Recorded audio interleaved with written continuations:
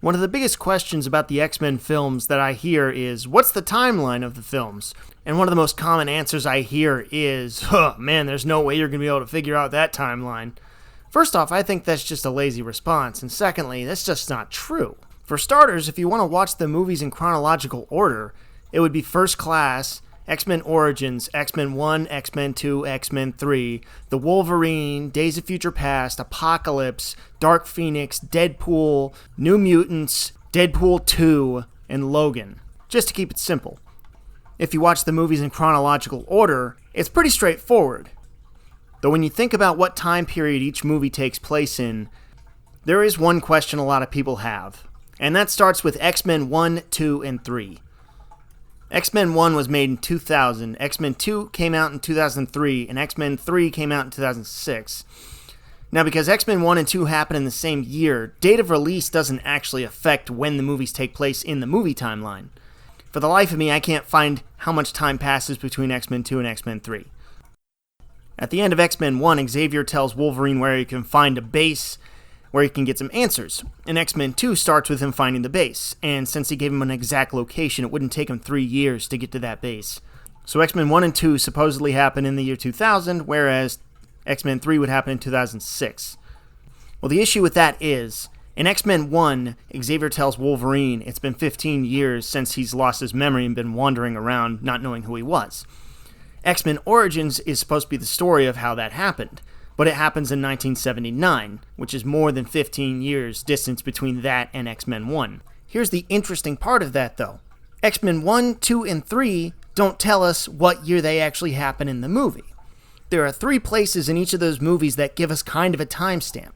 In X-Men 1, we have a scene in 1944 where Magneto's in the concentration camps during World War II. And then in X-Men 3, we find out 20 years before X-Men 3, Jean was enlisted into the school by Magneto and Xavier. And then 10 years before X-Men 3, Archangel cut his wings off and his father found him. After each of those flashbacks, it jumps forward to the main story and says the near future. It doesn't actually tell us what year they take place. To make the 15-year gap between X-Men Origins and X-Men 1 make sense, it would make the most sense to move X-Men 1 and 2 to 1994. Because not only do those movies not tell us what year they happen in the movies, but they all have fake presidents that don't link them to a certain time period. Their presidents are fictional. Moving 1 and 2 to 1994 would actually mess up the flashback with Jean being enlisted in the school. It wouldn't happen in 1986 like originally thought, meaning X-Men 3 probably wouldn't take place in 2006. I've seen people on the internet talk about how they refuse to believe that the X-Men trilogy takes place anywhere earlier than the 2000s, and I don't know why.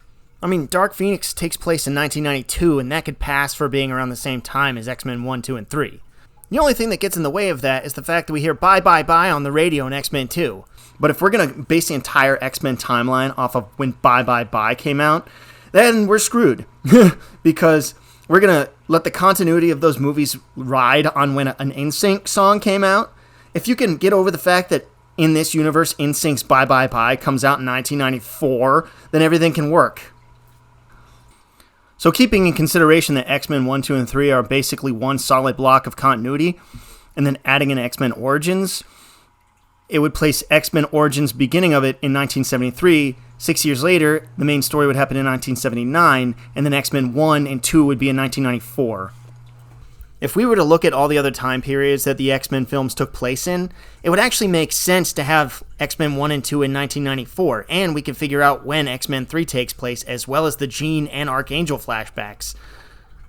First is First Class, an origin story further back than X-Men Origins. When First Class comes out, it would be X-Men First Class, X-Men Origins, X-Men 1, 2, and 3.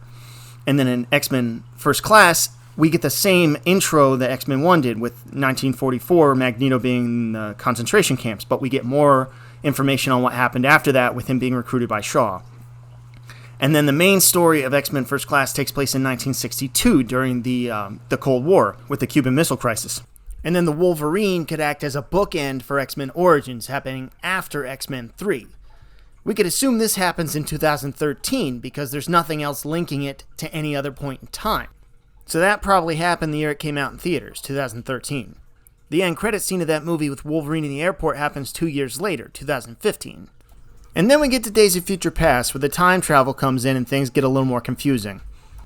One thing that annoys me about people that criticize this part of the timeline is that they believe Days of Future Past starts the timeline over but only deletes X-Men Origins and X-Men 3. And I don't think that's the case. I don't know why so many people think that. They seem to think that X-Men Days of Future Past only deletes the movies that, people didn't like generally. But realistically, it would delete that entire timeline. And just because it deletes that timeline doesn't mean those movies aren't canon anymore. Like, you gotta consider the fact that the time travel happens because of those movies. If not for X-Men Origins 1, 2, 3, and the Wolverine, there'd be no reason to start the timeline over, so it's all still canon, it's just a different timeline. That would be like saying most of the Back to the Future movies aren't canon because those events change throughout the movies.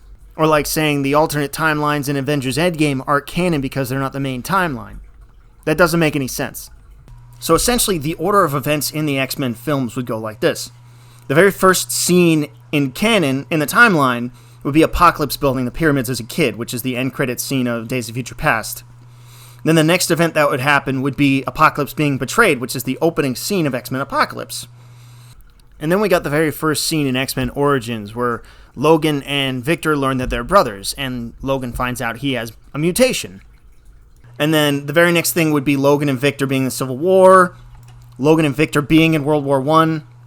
Then we've got Logan and Victor in World War II.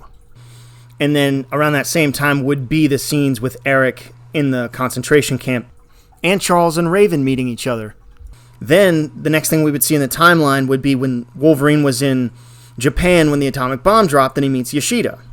And then technically the next event would be in 1949 when Eric comes to America, as stated in X-Men 1. This is when he supposedly met Xavier the first time, when he was 17. And then he left America because he became disillusioned with it. First Class contradicts that, but I'm sure there could be some way of fixing that. And I plan to in another video. Then in 1962 is when X-Men First Class's main story takes place. Then the next thing that happens in the timeline is an event that I'm just going to call Days of Past. It's in 1973, the original past of Days of Future Past, when Mystique kills Trask, gets captured, and experimented on to create the Sentinels. And then next in the timeline would be Logan meeting Stryker in 1973 when him and his brother were arrested when Victor tried to kill his CO and recruited to Stryker's mutant killing team. You would wonder, in 1973 during the Paris Peace Accords, when Mystique killed Trask, that's when the Vietnam War ended. Then why would he be in the Vietnam War in 1973 with, Victor? Wolverine is working with mobsters in New York during the Peace Accords. I would argue that because the Paris Peace Accords were taking place and someone was murdered in the Peace Accords, that would stop the Peace Accords from taking place. Which would mean in the X-Men universe, the Vietnam War wouldn't have technically ended in 1973. Adding to the evidence that their history wouldn't have to be the same as ours. So then maybe after the Accords failed, more people were sent to Vietnam, therefore Logan and Victor were drafted. That's not even my idea. When Days of Future Past came out, there was a promotional thing talking about things in the timeline, and that was one of them. And then the same year Logan and Victor joined Stryker, Logan leaves the team because he's tired of killing. And then there's a 6-year time gap, from 1973 to 1979. And then 1979 is when the main events of X-Men Origins takes place, and Logan loses his memory. And then sometime after that, we would get the scene with Jean being enlisted in the school, Warren cutting his wings off, X-Men 1, X-Men 2, which I'm saying is in 1994, X-Men 3, which is still unknown, then the Wolverine, the scene at the end of Wolverine 2 years later. Which then brings us to Days of Future Past's Dark Future, which I would call Days of Future 2023, the main events of Days of Future Past in the future before the X-Men send Wolverine back in time to stop Mystique from killing Trask. Once Wolverine goes back in time to 1973, he creates the new timeline, basically the events of Days of Future Past. So at this point, I would call the original 1973 Days of Past, the original Desolate Future, Days of Future, and then the main storyline would be Days of Future Past, creating a new timeline, resulting in Jean being enlisted in the school differently. As we see in Dark Phoenix, which I didn't like as a movie, but for continuity purposes, 1975, 8-year-old Jean is picked up by Xavier after accidentally killing her parents with a freak psychic event. In 1975, if she were 8, I did the research and looked up how old the actress in X-Men 3 would be when she was enlisted by Xavier, and she would have been 13. Basically placing those events in the original timeline in 1980. So Jean in the original timeline was enlisted in 1980.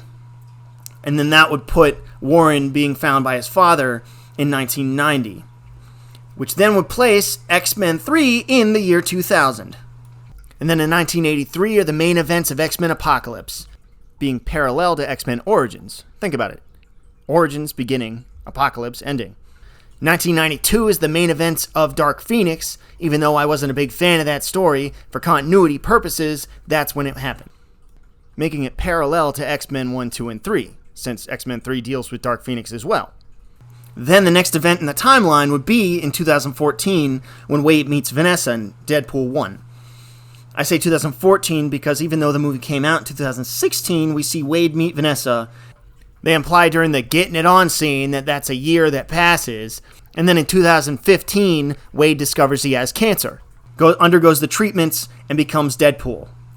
And then I believe a year goes by after that while Deadpool is waiting for Francis to resurface, which is in 2016. There's a deleted scene where Ajax gets out of prison. And that's been a year that passed, so the main events of Deadpool would happen in 2016. Then the next event in the timeline, in my opinion, would be New Mutants, because they started filming it in 2017. Yes, it got pushed back a lot, and people wondered when it would happen in the timeline, but just because the movie got pushed back doesn't mean that its place in the timeline should be shifted. So since it was filmed in 2017, it should be 2017. And then the very next event is Deadpool 2. Deadpool 2 before Cable shows up. It would be the timeline where Deadpool goes to prison and Fire Fist is in prison. I would assume Cable saying he was long dead would mean that he died in prison because his power dampening neck collar was on him, basically killing him because he was basically riddled with cancer.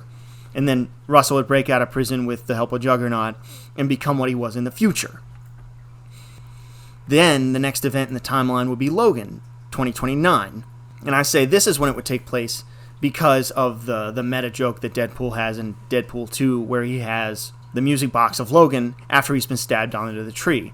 And just for fan purposes, you could say that he knows about it because that happened in the timeline leading up to Cable coming back in time. Though I think I've heard some fans talking about the idea that Logan could be a replacement for Days of Future Past because it seems to be an elsewhere story connecting to the original timeline. And if you want to do that, that's fine. And then you've got Cable's future in 2068. This is when he would go back in time to stop Russell from killing his family, resulting in the main timeline of Deadpool 2 in 2018, where Deadpool meets Cable and he exits prison, doesn't die from the collar, and then after the events of Deadpool 2, X-Force is formed, thus leading to a possible new future in 2023. The end scene of Days of Future Past where Logan wakes up and everyone's alive and everything's all happy. Which could then result in the new future where Cable's family doesn't die, hinted at by his daughter's teddy bear turning back to normal. Out of all honesty, if you were to just consider the fact that X-Men 1, 2, and 3 do not happen in 2000, 2003, or 2006, the timeline would make a lot more sense. They're the only movies that say the not-too-distant future, and the only thing to stamp them to a time of history would be Bye Bye Bye coming out, which, like I said, that shouldn't dictate the entire timeline, especially since technically it sounds like the Vietnam War lasts longer than it does in reality, and apparently the Pink Floyd shirt that Quicksilver was wearing in 1973 is not accurate to the time period, so if we're going to dictate the timeline based off of when a song comes out, we're doomed. Doing that would fix everything, because every movie after that, after X-Men 3, establishes a time period. Even though I've realigned the timeline in a way that I think makes sense and could work, a lot of the other X-Men movies have individual continuity errors within them. And that is the next thing I'd like to explain, starting with X-Men Origins.